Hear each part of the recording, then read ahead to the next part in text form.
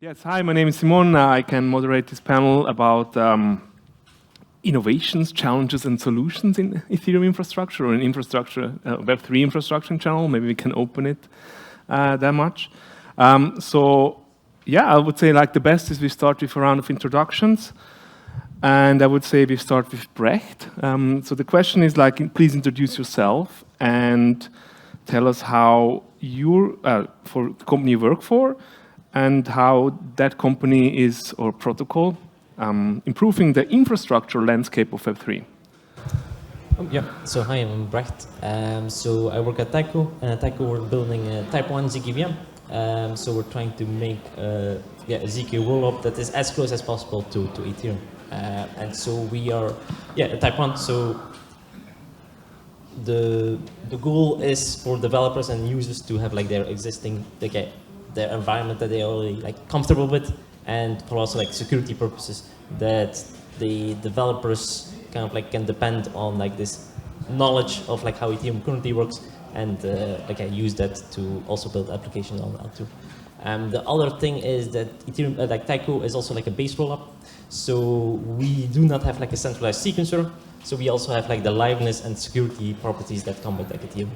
So that's kind of like an important benefit of, well, if you're building on Web3, if it's still centralized, then why are you actually doing it? So those are the main benefits of Taiko, and we're also like experimenting like how to actually improve on like how currently rollups work. So we have like some interesting rollup designs, but I think I'll talk about that later. Super interesting. Brandon, like the company protocol you represent, and how are you improving the infrastructure of Web3? Yeah, so we're building ZetaChain. It's a new L1 focused on interoperability. And I guess in the context of infrastructure, it's kind of dev tooling that we are focused on. So right now, when you want to build on multiple chains, you actually have to manage all of those deployments. And it gets quite complicated and quite expensive to create a multi-chain app today. For us, of course, we offer that sort of messaging capability where you deploy contracts on many chains and pass messages between as needed, but kind of the new thing that we bring to the table is a smart contracts layer that has access to our network's interoperability piece. So you can deploy one contract that accesses Bitcoin directly, can manage it in the same way it also manages Ethereum, Cosmos, etc.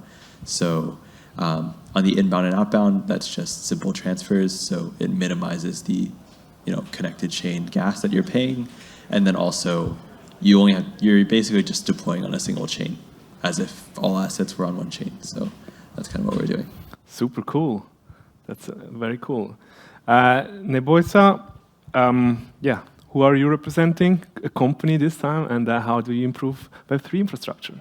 Thank you, Simon. Hi, everyone. My name is Nebojsa. I'm one of the co-founders and SVP of Engineering at Tenderly. So Tenderly is a full-stack infrastructure and development platform. So we help developers be more productive and efficient, all the way from the idea generation to deployment to the production and post-deployment things like monitoring, etc. So the things and how we help developers is by giving them tools such as debuggers, isolated environments where they can test things out before they release them to the production, where they can use that environments to test things out with their users, and also allowing developers to monitor their smart contracts once they are deployed to the production. Yes, that's very cool. Then Artem from 1inch. I mean, most people know 1inch as the DEX aggregator, but recently you came up with very cool stuff. Can you tell us about? Yeah, thanks. So I guess maybe I just again remind about 1inch. Maybe someone still don't know, but yes, at first we're like product companies that provide this aggregator, let's say, swap feature. So it's the best rates. You have access to the all liquidity in one place, and we like share like. Through 1inch goes about 70% of aggregation traffic, so kind of unicorn in this, so the best rates, etc. But here we also recently released our developer portal. So we, on top, like besides our product, we also provide APIs different from high level like swaps where encapsulate everything to low level like RPC, traces, transaction histories. So with our APIs you can build like your similar products or something else, plus like some MEF protection RPC that again we like kind of aggregate this to the best pools, etc. And yes, all this API is available through different chains, so it's kind of also like gateway to build your application through these APIs. Yeah, that is also the part related to the infrastructure here. Thanks. Very cool stuff. And finally, Dmitry, tell us about you and Subsquid. Yeah, hi. I'm Dmitry. I'm a co-founder of Subsquid. So we are building a decentralized data lake and a distributed query engine. So the problem that we're tackling is that there is like a whole zoo and long tail of chains, and currently it becomes more and more difficult to get consistent data for like logs, transactions, traces, and with things like Celestia and like new EUPs, the data gonna be pruned from archival nodes. So basically we solve the data access for historical data across like the long tail. That's something that we solve in the short term. In the long term, we aim to build this basic primitive for the data, which is currently missing, which allow anyone to get a unified view across like the state of any application, even if this is like spread out across multiple chains, to aggregate this data and make it in a fully decentralized and verifiable way. So basically, like our solution allows to gobble up like as much data as possible, like the architecture that we use leverages all the recent breakthrough in big data technology, which actually came from Web 2 world. So that's why we are very good at like storing and retrieving this data and serving it to the end clients. That's in particular allows us to offer a very fast indexing solution, which is also, I think, the only solution on the market that offers like batch indexing at this space.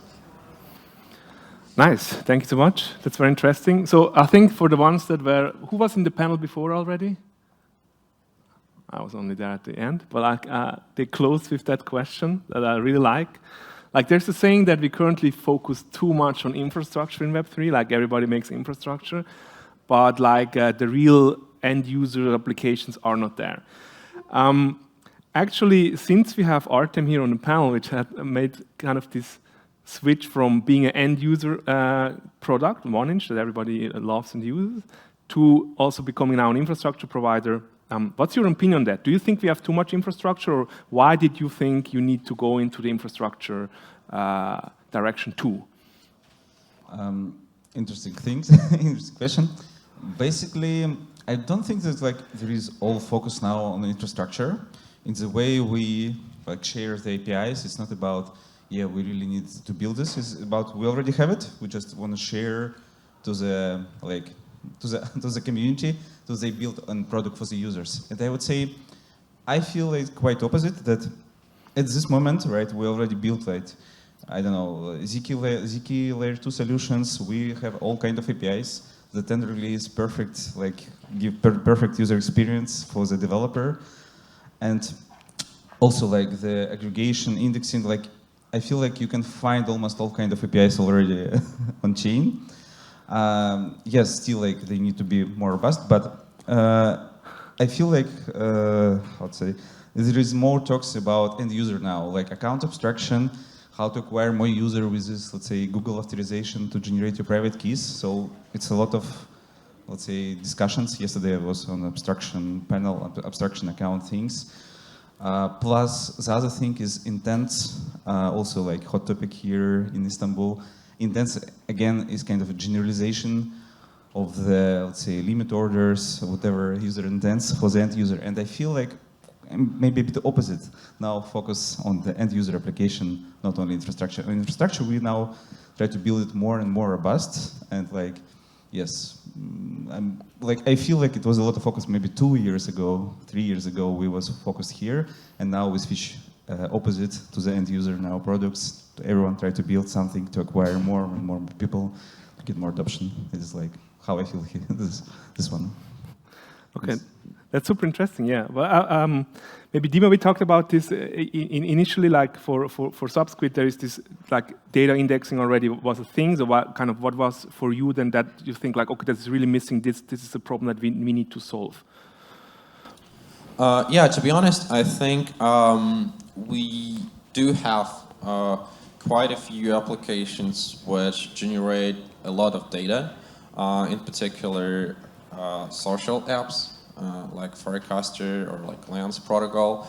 And we also have Solana, which generates like tons of data. Not sure if all of this data is actually that interesting, but still, it's like a pile of things, right? And we don't really have any tools to efficiently work with this data, this particular scale. Yes, we have something, for example, like Dune Analytics, but it's a centralized and like gated solution. And in general, I think the technology on the data side is kind of lagging the progress that we actually have in Web 2. So we ourselves see look forward into supporting not just like on-chain data on our platform. Like a long-term plan is to have like a truly encompassing global data lake, and this idea is very powerful because it allows you to have the same level of composability as we have on the smart contract level. So for example, you have Uniswap, you can integrate your trading pair there, or you can like build like an aggregator like 1inch. While if you think about the data and the state about this, you can like put some data in your own data lake, but you would then inevitably lack the composability because you will, for example, lack the data from Firecaster. And the idea of having like a truly like global ocean, so to speak, where you can basically like mix and match and like join things and produce new data sets and then like make it again queryable, is first very powerful because it enables composability. And here, decentralization not only enables like an open market and so on, but it also can bring down the operational costs for this. Because like it could be a lot more efficient compared to BigQuery, for example, because you can onboard like as many nodes as possible, and like it will regulate itself. So it's not like decentralization because like we want decentralized things, but it also like a really interesting technical problem that actually brings down the overall cost of doing this stuff. So yeah, I'm like fairly optimistic and like really looking forward to solve this like huge data challenges because yeah, I think it opens up like a lot of new things. Nice. And what's your opinion on that, Nebojsa? Well, I would agree with the previous panelist that it's sort of a chicken and egg problem. So I would say that like 3 years ago when the whole DeFi started, like that was one of the killer applications of the Ethereum. And now that we are seeing the whole scalability aspect of the Ethereum being tackled, we can sort of finally use all of these money Legos that we already have and all of these protocols that are already built on the Ethereum to sort of bring more end user application to the whole ecosystem. I think that's one of the missing pieces. Like finally, once we have all this money in the Ethereum, then we can start using it for something that's going to be much closer to the real world use cases that we see in the Web 2 technology. And Rollup and the L2 technology is going to help immensely with that. Yeah. And yeah, Brandon, also what you said about what ZetaChain enables, do you think we're at the point where the infrastructure is good or not? And we need to focus now more on user apps? Yeah, I definitely think there's a balance. There are some pieces of infrastructure that technically exist today, but aren't necessarily widely available or widely accessible. So things like ZK-based identity or some like private attestation that is just coming out, although, you know, the past 3-4 years have been saying, you know, ZK is ready for adoption in various use cases. It hasn't until very recently.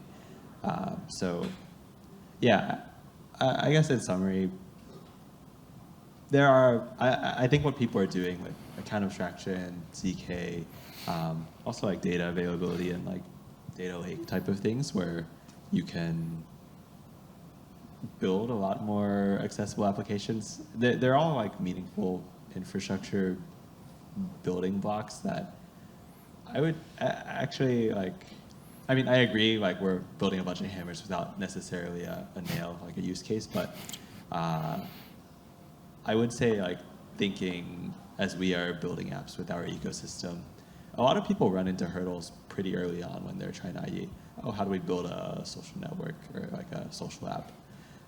It's not going to be as smooth as a Web 2 experience now, even with those pieces of tooling. I would say there is maybe a lack of people who are very product focused in this space. So like a lot of the product building expertise ends up going to some meaningful products, but a lot that are kind of just geared towards like growth at all costs, not necessarily utility for people. So there's definitely a lack on that side, but the infra side I think is supporting those like people just starting to build and saying there are these hurdles that I really wish we had ZK identity, etc. There's a lot of low-hanging fruit that can enable new builders to build cool experiences a lot faster than are there today. Okay, cool. And Brecht, I mean, that L2, there are ton other L2s. So what justifies another L2? So Taiko kind of grew from Loopring. So like quite a few people from Taiko coming from there. And with Loopring, we also kind of like started from the user application level. So Loopring was first just like a decentralized exchange. And like quickly, we kind of like realized that we needed, well, we couldn't just do it on Ethereum because it's just like too expensive. Like compared to like a Uniswap trade, it was like 2 to 3 times more expensive, even with like off-chain order settlements. And so that's the reason why at Loopring we started looking at like scaling technologies. And at that time, it was like around 2018 or something. There wasn't really any like off-the-shelf directly available. So there was like talk about like Plasma at the time. Well, I guess since yesterday, there's some new interest in Plasma again, I guess, because Vitalik talked about it. But yeah, so we had to actually build our own ZK rollup for our decentralized exchange. So that's kind of like where we kind of like, we're like a hybrid between like something like user-oriented and like an infrastructure because yeah, we were forced to do it to be able to create a product that we wanted. But this ZK rollup was like application specific. So we had like more products that we were building on at Loopring, so a smart wallet. And yeah, we could not do a smart wallet on the ZK rollup that we made at Loopring. So that's why we were interested in making some generalized rollup, and that's kind of like how Taiko started to be able to actually build the applications that we wanted to make for our users.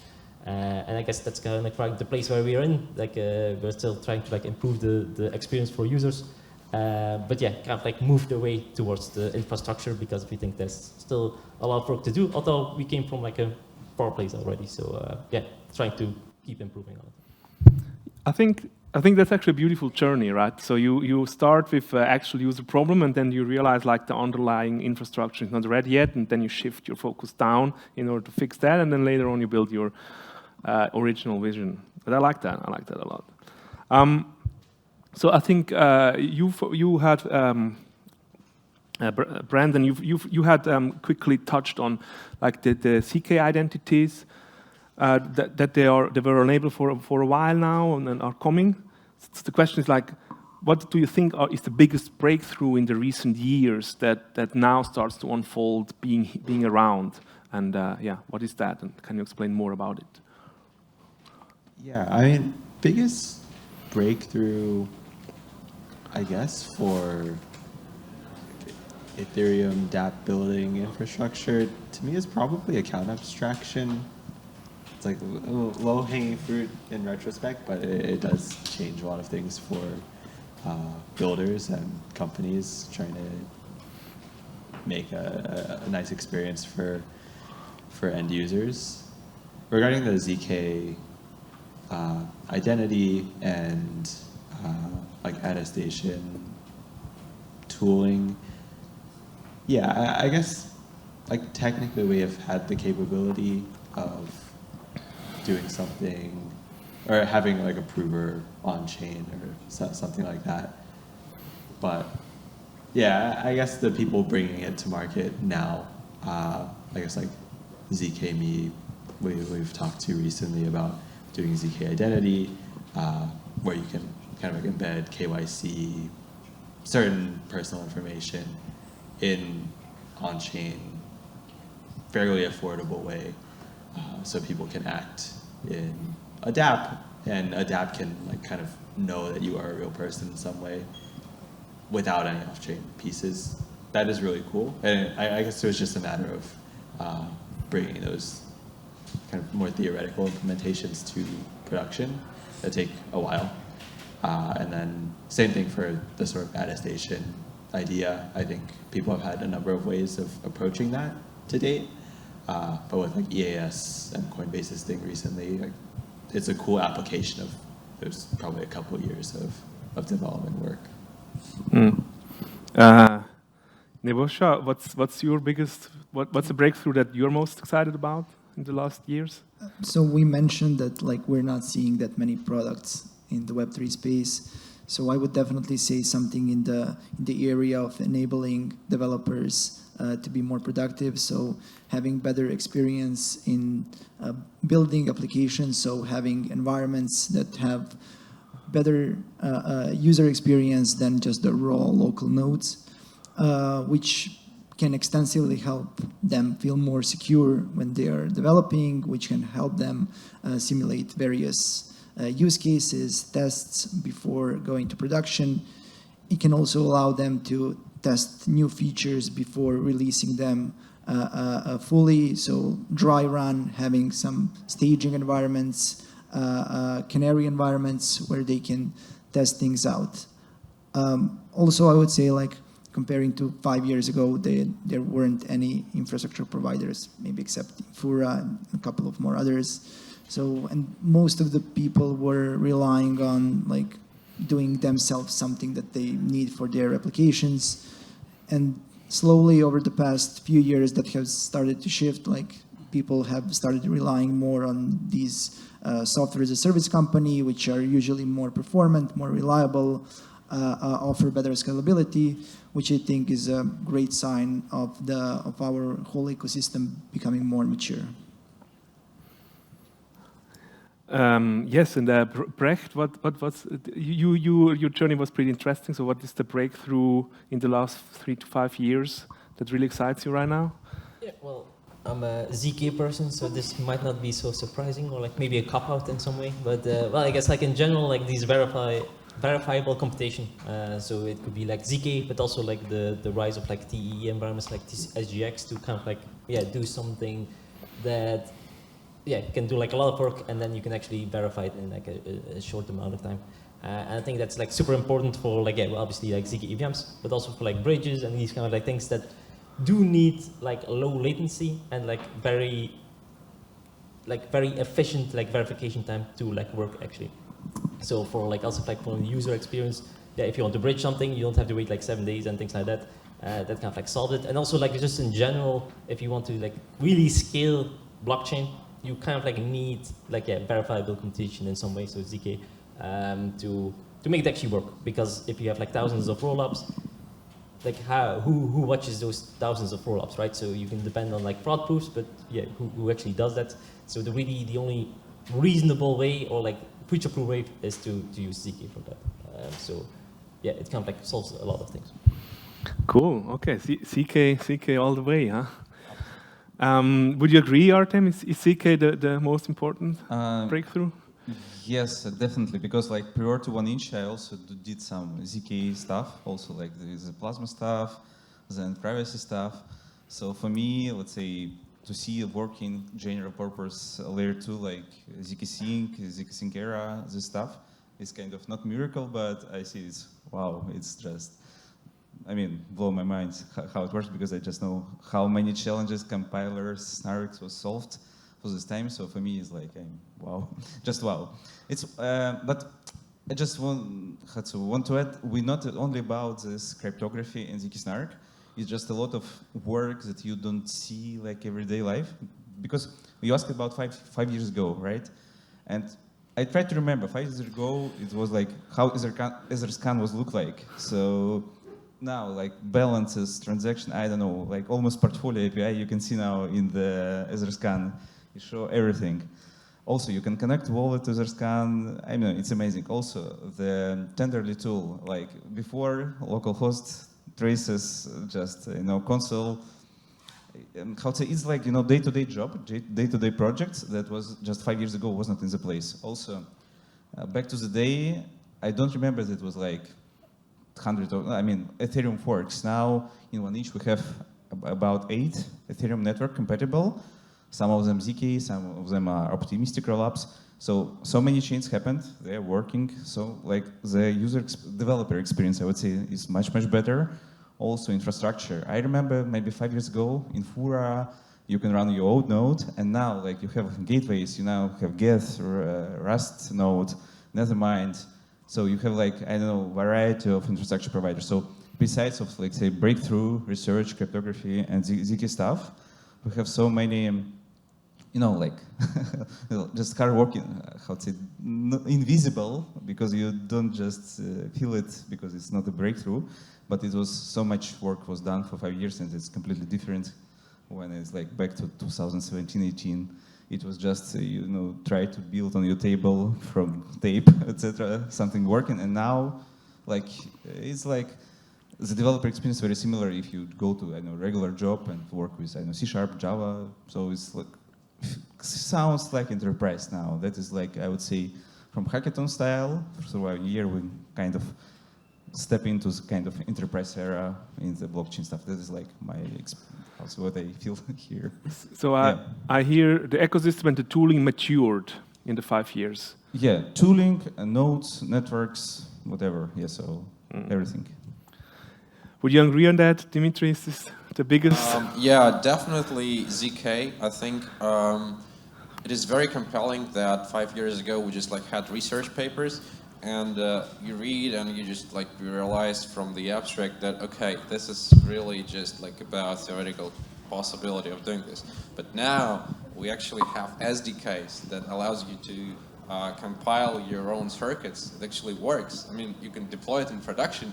It's like, I don't know, it's really awesome because you don't really have to have like a huge computer, like a huge node to run it.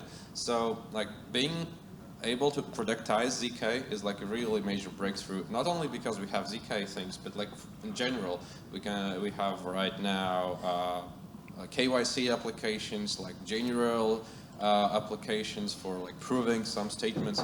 Yeah, I mean, this is like a really 0 to 1 leap here. And the second thing that I really want to mention is the breakthrough in the data part, which is not really what happened in Web3, but finally this breakthrough came to us, namely the in-process databases like DuckDB and Polars. So you can actually run analytical queries on your laptop, and you can query like 1 terabyte of a data set. It's like really something that I couldn't really think of like 5 years ago. You don't really have to have like, I don't know, a big query subscription and everything. You can just like download the Parquet file, whip up DuckDB, and that's it. And it's really cool that it works in process, so you don't really even need a server to run it. You just like can invoke it from Python, from Rust, like from even TypeScript, and it just like works. And it takes just like a few seconds. It's a really major breakthrough, and this is exactly what enabled us to build like a solution to query terabytes of data at a very, very low maintenance cost. And this is really amazing. Yeah, that's great. That's a great example of kind of bringing Web 2 breakthroughs to Web 3 while they do that. That's very cool. So the next question is like, which part of the infrastructure still needs to be built? I want to start again with Brecht, because like you before said, you start with this original idea of ZK exchange, then went down, ended up with creating your own chain. So like, what's now missing for having this original vision, or what do you think is otherwise very important that needs to be built? Yeah, so we are trying to like kind of like try to improve like how rollups works, because currently like each rollup is like very separate, like its own island. So each rollup has like its own apps. Some apps might be available, not, and it kind of like depends on the developer to actually bring applications to that rollup. And so there needs to be some kind of like efficient way to actually use all these rollups without actually having to go like each rollup company making like business deals with like some apps and like users not having direct access to those applications on each of them. So that's kind of like we came up with like this booster rollup ID where basically like where developers basically just have to deploy on L1, and all layer 2s automatically have access to that application. So that means that yeah, you only have to deploy it on L1, you only have to update it on L1, and then as extra scalability is needed, you just add extra L2s, and you have like zero extra like setup cost. So you just add extra an L2, all the applications are available, users can migrate to that L2, and they can just do whatever they want. And so then there's also like automatic scaling with these L2s, because if there's like congestion, then users will automatically go to like an L2 that has like the lowest congestion, because that's kind of like how it works, because each L2 is kind of like similar to the other one. So there's like no benefit of staying with one if fees are lower at the other one.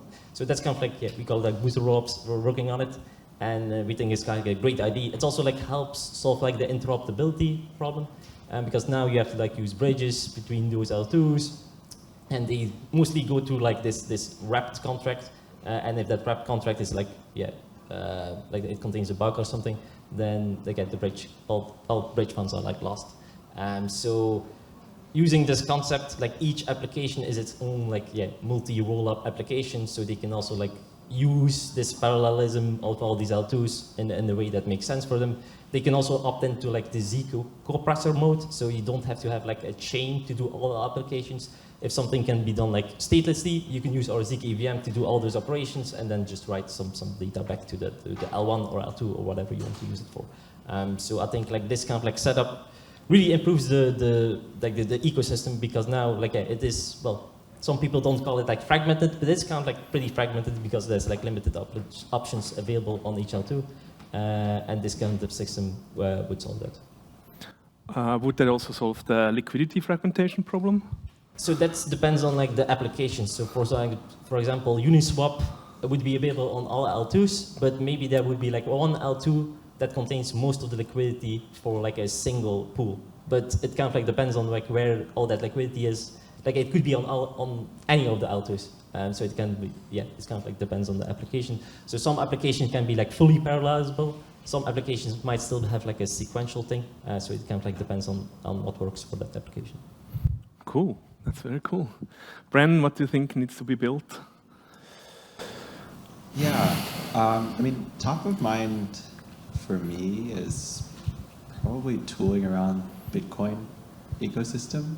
It's, I mean, it is the longest standing chain, of course, but beyond the sort of initial inscriptions, ordinals, infrastructure from this year, there's, I mean, even for just like node providers, there aren't that many options. And then of course, like layering on top of that, indexing and all that. It's not super great for a developer building. And then also biased, but kind of in the same vein as like L2 liquidity fragmentation. I think interoperability beyond L2 EVM ecosystem is pretty important, and that's what we're trying to solve, of course. If we are able to have like unified liquidity pools, unified ways of accessing many different chains and L2 ecosystems, L1 ecosystems, etc. Interesting. Bitcoin, that's an interesting thing. So I wonder, like, when we talk about Bitcoin data, then I'll give it to Dmitry. Like, do you think about Bitcoin data having available on Subsquid? We can definitely make it happen. It's just we didn't quite had a lot of asks about it, right? We actually support Tron. We're going to release it like in 1 week, I guess. And that's because actually Tron is the king of USDT. It's like a very badly kept secret, but if you go to any peer-to-peer exchange, you're going to see that USDT Tron is actually the king. Not really Optimism, Arbitrum, or, God forsake, Ethereum. Just especially in Turkey where we are, Yeah, especially yeah. Istanbul. And actually, Subsquid is going to be like probably the only meaningful provider for Tron data, like with all the traces and like I really don't understand why there are like even no good RPC provider. I mean, there are some, but like we actually had to look around like to find good, reliable node to extract this data. So yeah, it's kind of weird. I mean, like Web3 is like a little bit of a narrational space, to be honest. Wow. Okay, that's interesting. You look in Tron, like because I learned that also kind of like months ago that Tron is like underrated in terms of TVL or. Yeah, hate it as you like it, but it actually like won the peer-to-peer transfer market. Interesting. But yeah, back to the question, like, what do you think still needs to be built? Tron? Well, actually, I do support this idea is that, like, application should not really think about, like, which L2 to deploy, especially when there are, like, thousands of those. And I would really, like, can think of, like, more of a unified state that the application operates, like, between the chains. So, in general, if you like draw parallels with Web2, it should be a very efficient way to build like a storage to offload all the like state-related things, being able to quickly update that at the same time not sacrificing the promises of decentralization, so that you cannot alter the states. So you have all the guarantees of a smart contract, but at the same time, for example, you have the possibility to store like gigabytes of your data, or like even like terabytes. So for example, like what is needed to build a decentralized Uber or like decentralized Twitter? Like one of the first limitations is actually to being able to offload the storage somewhere, not sacrificing. And the second is like transaction throughput of course. And again, I mean, the big ass chain that is kind of forbidden here in the EVM world is actually like doing a pretty good job of like offering an alternative way where you like have just like one big chain with a shared state. It's like a really powerful idea in my opinion. And this is something that we kind of sacrifice in the Ethereum world. No. Artem, like building 1inch and also the kind of the vision of how easy it can be to just use DeFi that you kind of also pursue. What's missing to really be, what kind of gets on your nerves while making 1inch better? Like where is this kind of stuff that stays in the way all the time? How to say, I would rephrase like what's the next big thing, what we think of it, right? I think now, like looking at the scape here, we see that we release Fusion. It's like a kind of gasless transactions.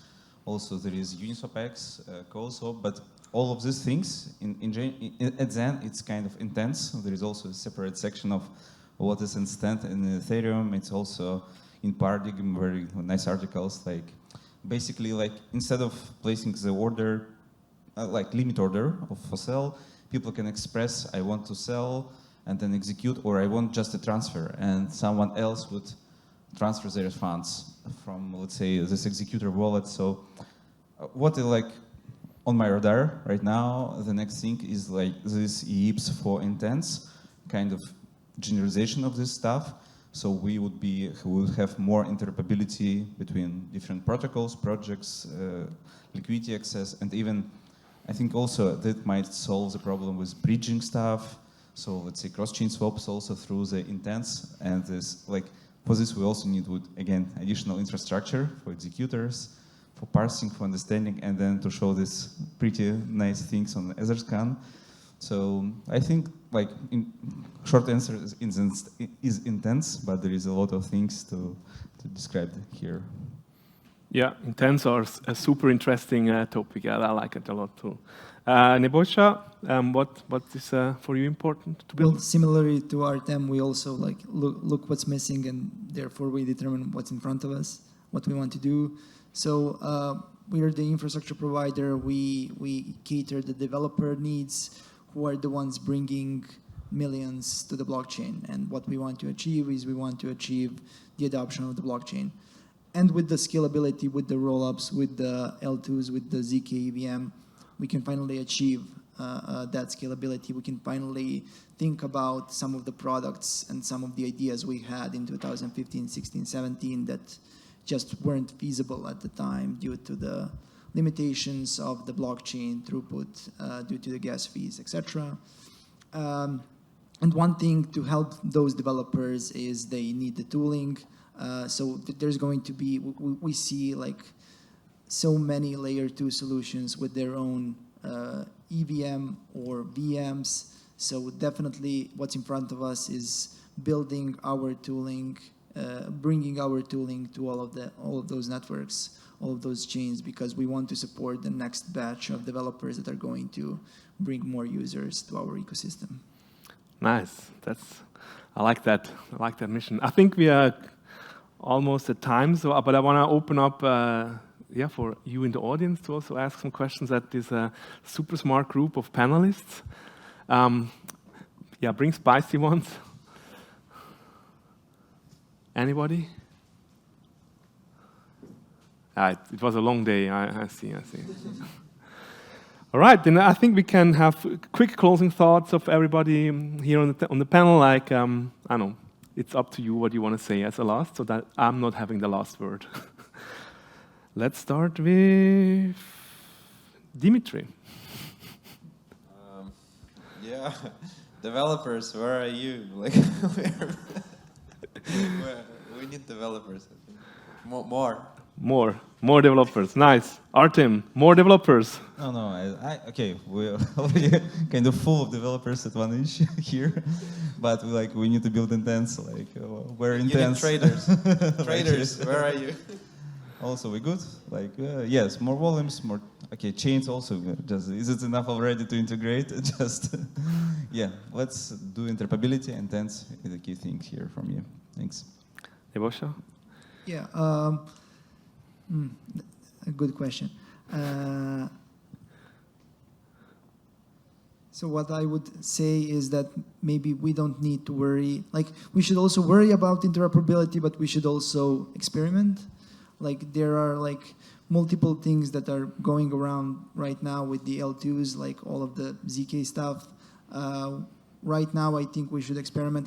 There's this new ape in the Ethereum ecosystem, but I don't think the L1, the Ethereum, should be the driver of the improvement anymore. I think the L2s should be the one driving the improvement, because if we all look at the future, the Ethereum L1 is just going to be the settlement layer.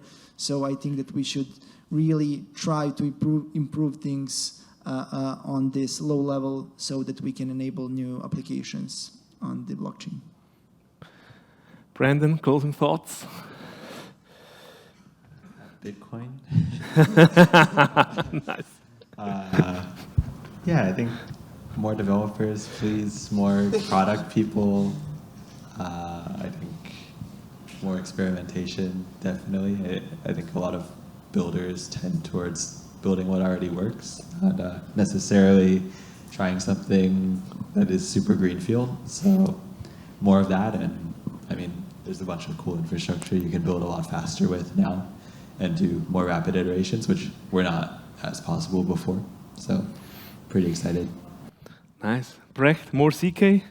If you want to work on ZK, or if you want to work on optimizing the prover, if you want to help build this booster rollup thing with atomic cross rule of transactions, that kind of like stuff. We'll have like grants and stuff. If you have like a very cool app ID, also have grants for that. So yeah, please help us out. Nice. Thank you so much. Big applause for the panelists and the audience. Thank you so much for being here.